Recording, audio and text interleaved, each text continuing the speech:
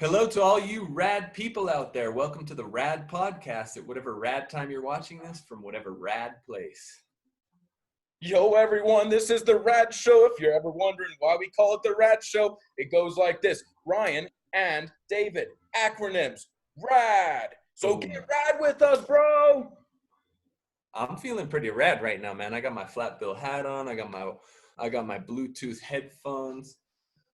Feeling, like I could float around the room and talk all at the Looking same forward time. to This the is podcast. good It's stuff. at least a form of social interaction that we could get rad with. You feel? Seriously, man, we've been locked inside our houses now for a good solid week, but it's time to come out and see the light of day, even if the light of day is just the screen in front of us. I'm ready to. So, David, why do you? So, dude, you give me a chance, and I will blemish, and I will grow like a flower. Let's go. So, David, why don't you tell them what the purpose of the Rad Podcast is? What's the idea for this is the only podcast made by Liceo Taller San Miguel teachers for Liceo Taller San Miguel students. But what's the whole idea behind this? Well, unfortunately, given the hiatus of school at the moment, we realized that having an English-speaking community has been taken away. So, Ryan and I would like to invite you to come join the Rad Show. Hopefully, by joining the show, we're going to be able to integrate an English-speaking community with you. The topics of discussion, we are not going to be making them up. You guys are more than welcome to either communicate either with me or with Ryan on any topic that you wish to discuss. We'll happily have you join our show and have a discussion about it with whoever else would like to join the discussion. We welcome you to join our podcast and bring back the English-speaking community. So let's talk about some weird stuff, because that's what we're here to do. We're here to talk about things that are on your mind, or on my mind, or on our students' minds. We're here to bring students in and have them tell us a little bit about how they're living life right now, how they're doing things. So let's start it off. We had a topic prepared today, right? We did. In fact, Ryan, I got a little bit bored on Wednesday, and he was very generous to send me a YouTube video by someone called Buddy Wakefield. Now, if you haven't seen the video, you can find the comment just below in the description with the full 20-minute video. We'll be showing you small clips of the video, and Ryan will be discussing it in an open discussion with me as the video goes on. But I found Buddy Wakefield really interesting, Ryan. Just his presence on stage was fantastic, and the way he spoke with such confidence was really engaging for me as a viewer. What makes Buddy Wakefield, in your opinion, a poet? Well, Buddy Wakefield is a really interesting character. I ran into him through a rap artist, one of my favorite rap artists, Sage Francis. He actually used some of Buddy Wakefield's poetry as the title of his album, Human the Death Dance. And at the same time, they started working together. And so Buddy Wakefield is a poet, but he's a poet who records albums and goes on tours and does concerts, or what they call poetry slams. He's a slam poet. So he's a competitive slam poet, which means that he delivers poetry in an emotional, dramatic way on the stage. You can see that in the way that he speaks. That's something that I really love, because it's oftentimes people think that poetry is sort of flat and dead on the paper. And Buddy Wakefield and slam poetry in general kind of brings poetry to life, really makes it real and exciting. And so that's one of the cool things that I found with Buddy Wakefield. And a few years ago, I kind of got disconnected from Buddy Wakefield for some time. But a few years ago, I found this poem online and this TED Talk, and I immediately fell in love with it, because it's about a topic that's been kind of important to me for a long time. I've always been into the idea of taking care of yourself through conscious practices. And in this talk, he discusses a radical new idea to help human beings, which is called breathing. Would you like to maybe show us a piece of the video, and then we can chat a little bit about it?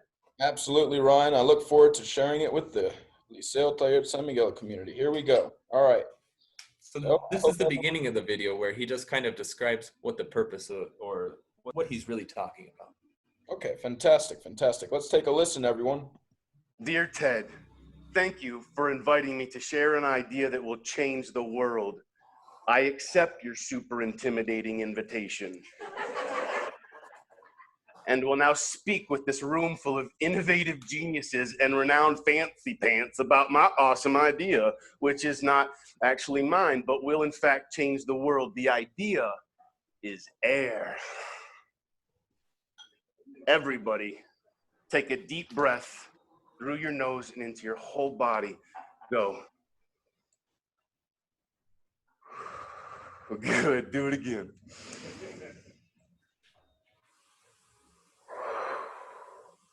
Okay, now y'all go ahead and continue doing that forever. You're gonna need it. The idea is to stay present. It offers an absolute reprieve from suffering.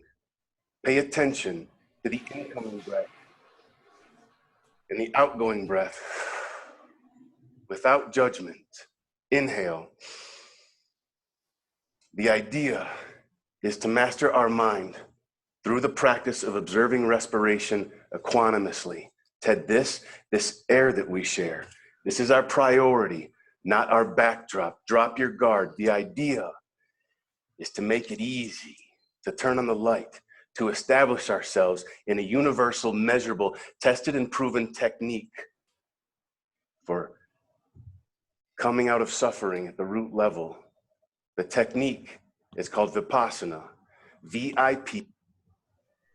Well, Ryan, I gotta say, I absolutely love that right there. You know, he explains a concept that not only us humans do, but as well as animals, as well as, you know, plants. And he explains it with such simplicity above all. He says, I want to talk to you about breathing, about air, you know. I mean, it's a fundamental meditation, right? And that's kind of what, you know, I think that, you know, just his presence on stage and the topic of just talking about air is fantastic. You know, what did you get from the talk?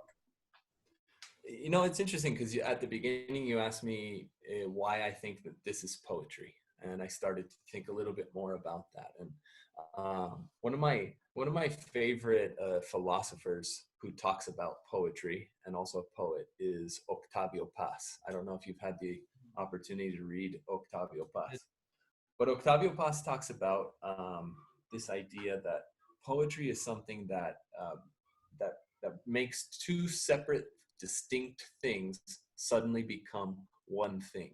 And what I really love about watching that poem is, as I'm watching it, I cannot help but start to synchronize my breathing with him. As soon as he says, take in a deep breath, I automatically take in a deep breath. And it's really interesting because it reminds me of something that a student told me a long time ago, which was that the reason that we yawn when other people yawn, like when I go, and then you yawn, is because it has to do with these mechanisms in our brain that are related to empathy. And so when I see you yawn, one of the things that it's doing is it's telling me that I should also yawn, because yawning brings in an extra quantity of oxygen to the brain.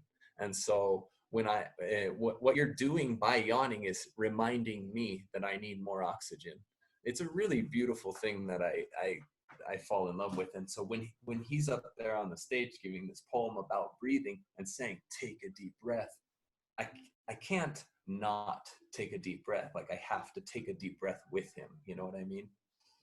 And you know, you brought up a good aspect about, I mean, one thing that I took away from it was the one sentence that he said of free air, breathing, practice, not a product. And you know, I'll tell you a funny little crazy story. When I was younger, I thought about this concept of air, and I thought, well, you know, how come nobody offers air for sale? You know, how come air isn't a product? And I really thought in my young, juvenile, slightly delinquent age, like, ooh, what if I buy air and then I tax governments, or I tax airlines that are flying through my air because it's my air? And no. Air is a universal thing that we can each share and join in together, you know? And well, anyway, we each had our delinquent ideas and delinquent and juvenile thoughts. And for me, you know, the thought of purchasing air as a product and not just simply practicing the relationship with it, was something that I didn't see in my youth, but today, being a little bit more mature than I am, marginally, I definitely see the benefits of practicing, that relationship with air and how we're going to develop it throughout our lives. Absolutely. Yeah, no, I really, just the concept of air to us is so simple, but the necessity of it in our world, is just immense nonetheless, from animals to plants to us, I mean, I don't know. Here's a good question. Plants and photosynthesis, right? I mean, they're taking in air. Mm-hmm. Would we say that plants are meditating on a 24-hour basis? I don't know. I think that might be a safe bet. Yeah, I think they're definitely more in a more connected and more conscious and maybe more immediate place. I don't know. So I see that you're also a thinker about plant consciousness. I think a lot about Mhm. plant Oh yeah. consciousness. Oh, absolutely. Plants Yeah, are I think amongst us, and they've been here for longer than we have.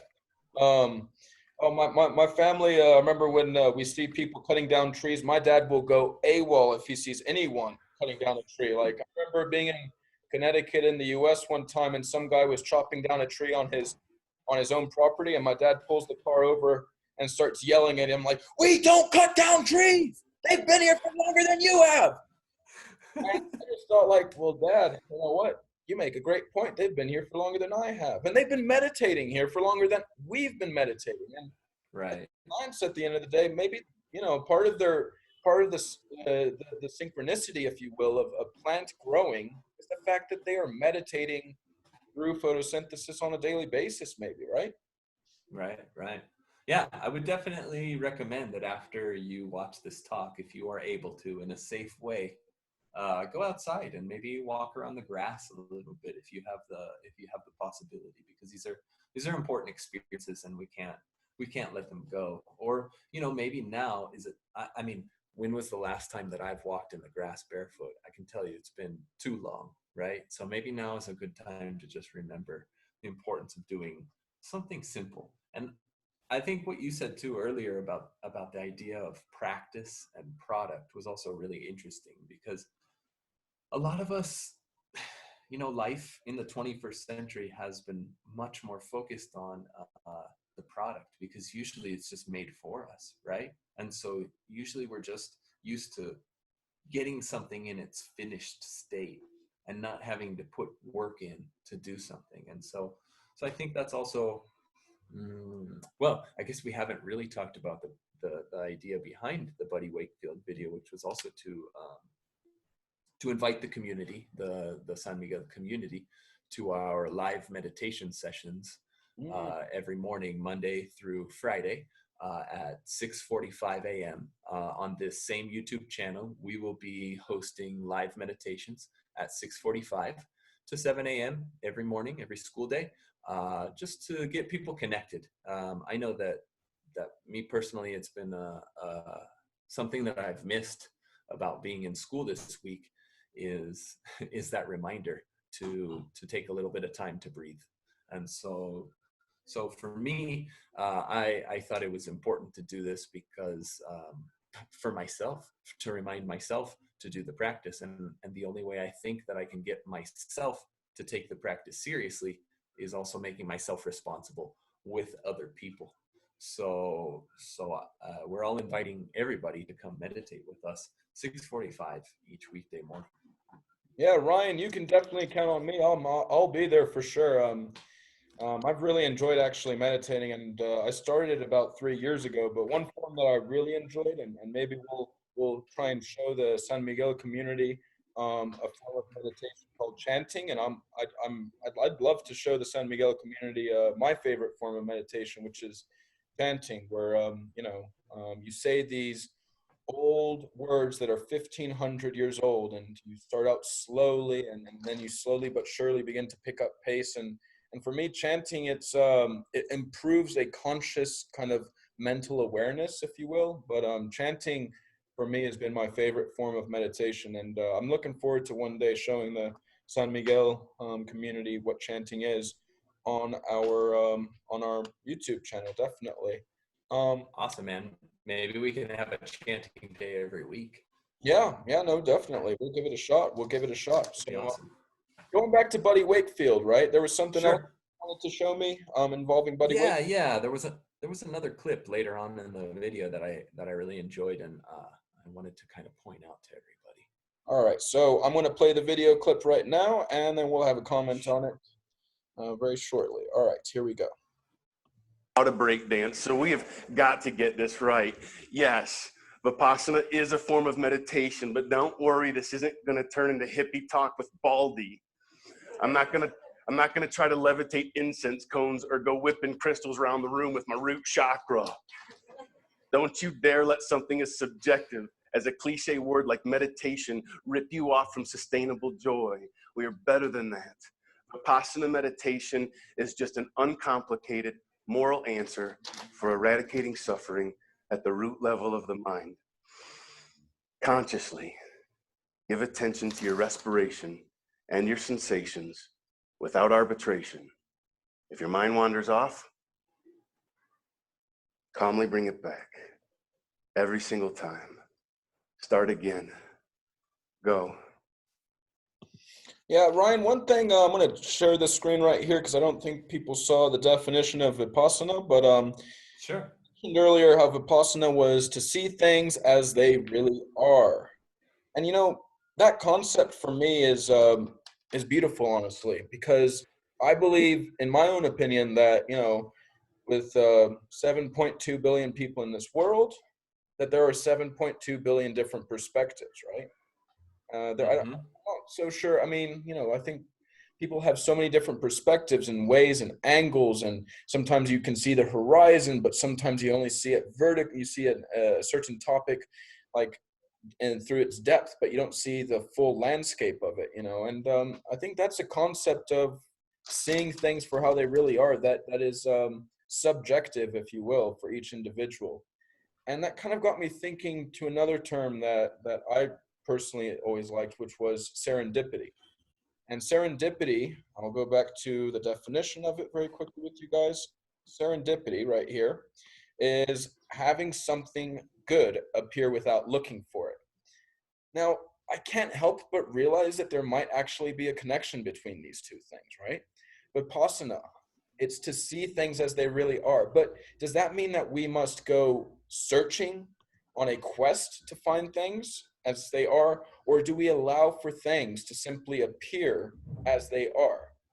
And if we allow for things to appear as they are, should we not then also allow to see the good for how they appear? I mean, that's the connection of those two things for me, at least in this moment of, a hiatus from school and living at home, is kind of making me realize there has to be something good to come from it, right?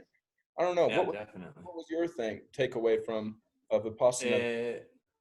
I was thinking a lot of the same thing because yeah, it definitely has a connection to this bigger moment that we're living right now, right? And a lot of us, I mean, it's easy to see it as a negative thing. I mean, obviously, there's a sickness going around right now. Nobody wants to be sick. Nobody wants, to see their loved ones to be sick and things like that. But as you said, I mean, there are things to be found in this moment that we weren't expecting, but that actually kind of could be good things for us. I know, for instance, one of the things that I was well, I was just noticing this. It's frivolous, but is that I always carry a handkerchief in my pocket because I think that it's very civilized and nice to have something to blow your nose on. And I always did it with a very environmental purpose because my handkerchief is not something that I throw in the garbage. It's something that I wash and whatnot. But part of this has been maybe the idea that I should abandon the handkerchief because maybe the handkerchief is not a great sanitary practice. Maybe carrying boogers around in your pocket isn't the best idea all the time. And so it's kind of like an epiphany, or sorry, serendipity. Maybe it's a good thing that came out of something unexpected, right? A change that had to be made, that needed to be made, and you just weren't ready to make it because you weren't ready to see it as it is, right? See things as they are, Vipassana. So I like that definition, and I think it's important, and that's the idea behind the meditation, right? Is that it's breathing. It's not something that is out of this world. Like he says, it's not something where we're going to start levitating off the ground. There's no magic involved. There's no religious concepts at all. The word meditation itself, unfortunately, just gets filled with these types of connotations, that it's something more than just simply sitting down, being present in the moment with yourself. And in order to do that, we must breathe, because that's the nature of our biological organism. It needs a constant stream of oxygen coming in and carbon dioxide going out. And if we don't have that, then we don't have life.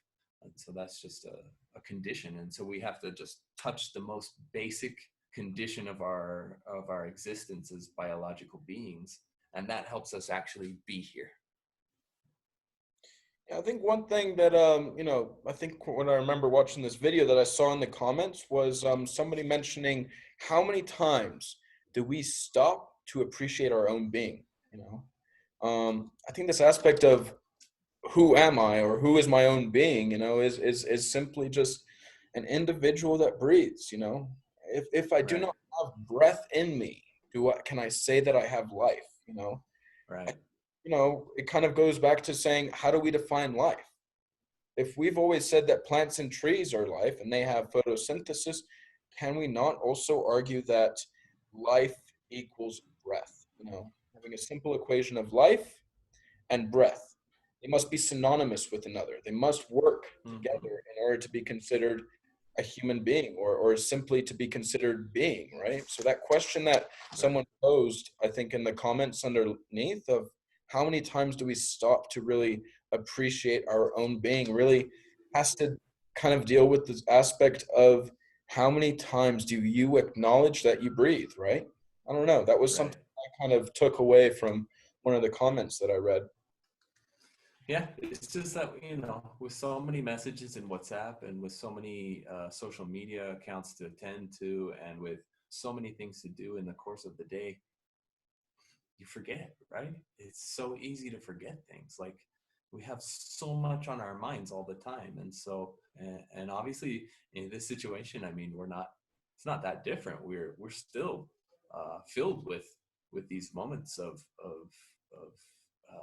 busyness. I mean, we all have so many things to do, but I guess the thing that's different about it right now is that we're not always surrounded by other people. Is that we're taking a little bit more time to be alone with ourselves. And so for that reason, we can pay more attention to little things like just being, right? What does it mean to be?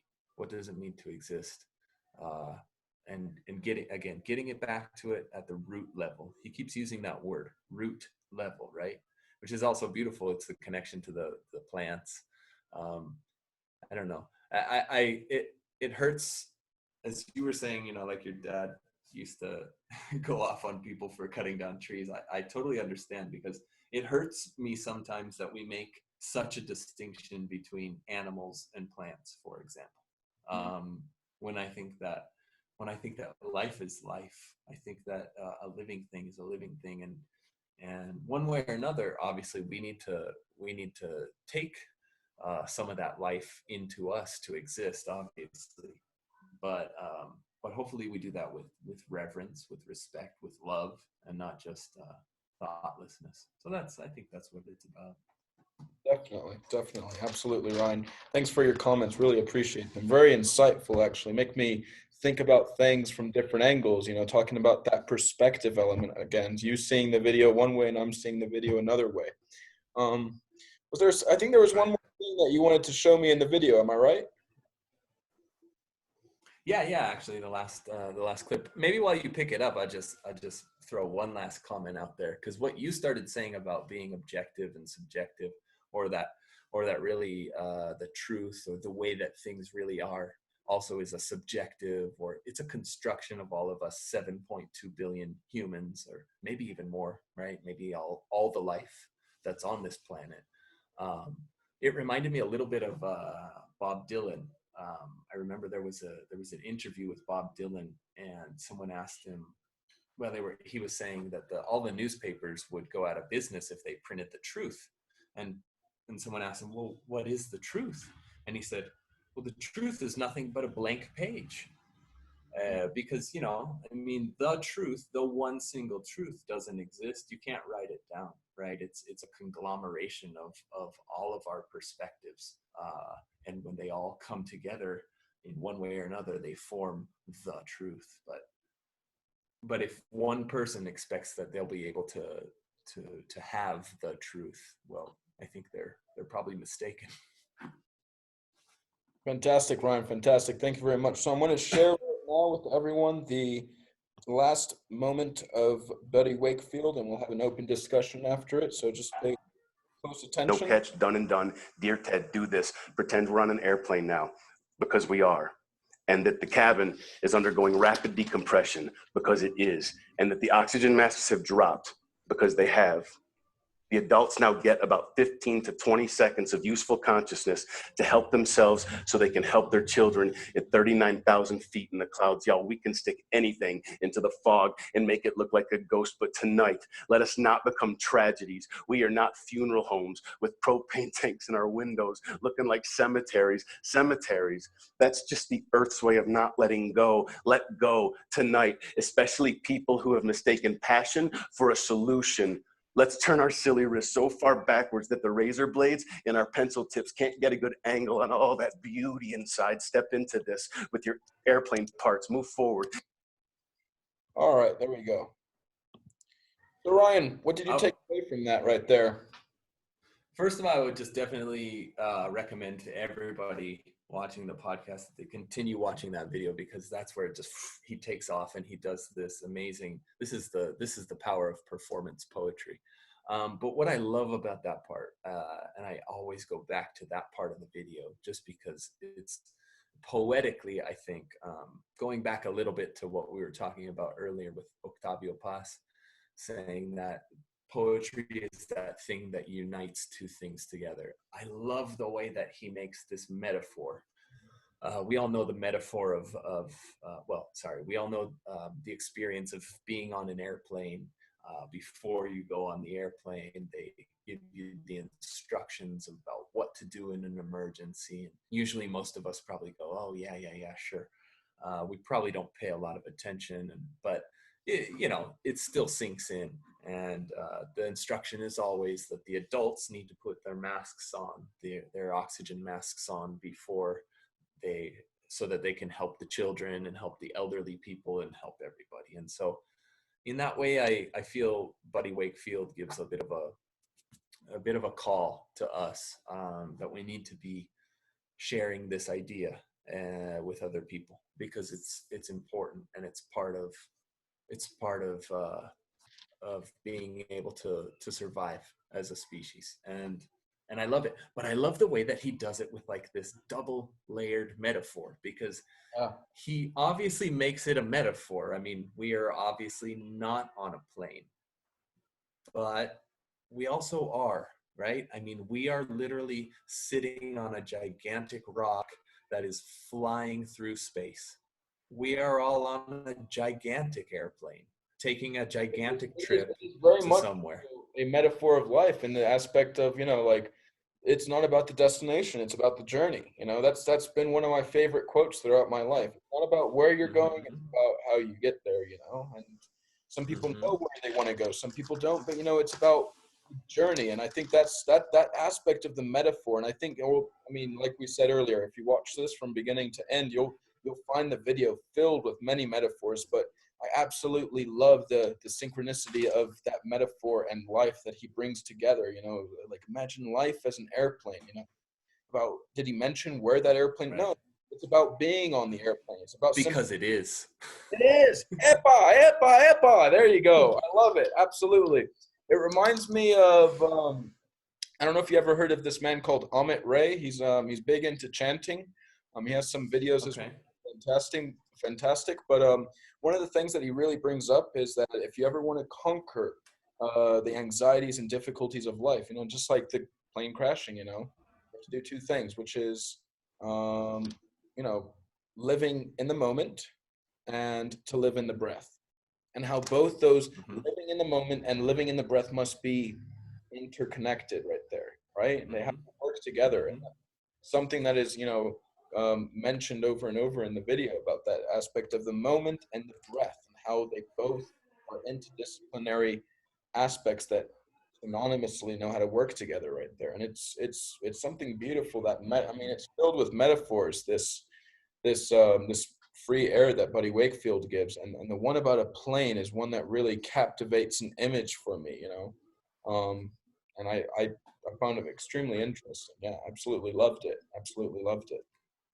Cool, man. I'm really glad you liked Buddy Wakefield. It's interesting because I listened to that poem, and I hear also the way that performance poets are able to recycle their own work, because there's several parts of that long poem that are parts of smaller poems, and he borrows them and applies them to this sort of longer extended poem. And so it's a real treat. It's a really good, I love that video. I share it on all my social networks. Well, I've been off of social networks now for the most part for a couple of years, and actually only this week I got back onto Facebook and things like that, to try and keep a little bit of contact with other people, and but I share that video with my social networks every year, just because I think it's so important and so helpful to me. I think about it all the time. No, absolutely. It's just it's a simple concept that is deconstructed in a way for open interpretation, and that's something Right. I really got from it. Just the open interpretation that I might have, or that you have, and I'm guessing if anybody else watches the video, they'll have as well.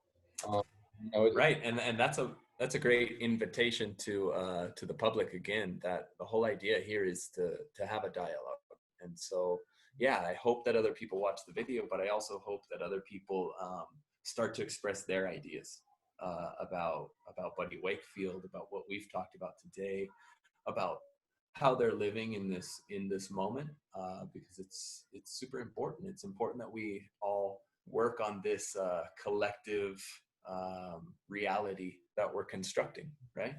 Absolutely. You mentioned sharing the video, that you do it yearly on, you try and do it yearly on social network sites. But one thing that we really want to encourage everyone to do is, try and join our, engagement online community. It's something that we really think is going to be fundamental, for when we do return to school. It's that period of time, like, oh, I haven't seen you in 5 weeks, but I've nonetheless engaged with you somehow in 5 weeks. These are very isolating times. And I read an article just recently about the loneliness that many people are experiencing. And, you may be experiencing time with family right now, and you're all protecting and looking out for one another, but you're still organisms on a much larger scale, on a global scale, and having that form of communication with other people, I find, is really important in this current epidemic that we're kind of going through at the moment. So to all the San Miguel students, we really encourage you guys to join our podcast. And like we said, if you have an idea that you want to talk about, or a topic that you want to discuss, we welcome anything. If you want to get crazy with us, we will welcome that. Please get crazy with us. We would love that. I would love that. You should make your own podcast and try and make it a way more popular podcast than our podcast. In fact, you should try and force our podcast off the air, because there's just not enough room for our weak little podcast, because your podcast is so awesome. Yeah, it's all about building a community, guys. Build a community. And if that means get crazy with it. We welcome you. So from Ryan and I, we want to tell you, what is it, Ryan, again? How's it going to go, the ending? Fanatical, practical, radical. It's the Rad Podcast. Yo. So next time you got a topic to talk about, bring it on the channel. Yo. We're out. You know it's going to be rad.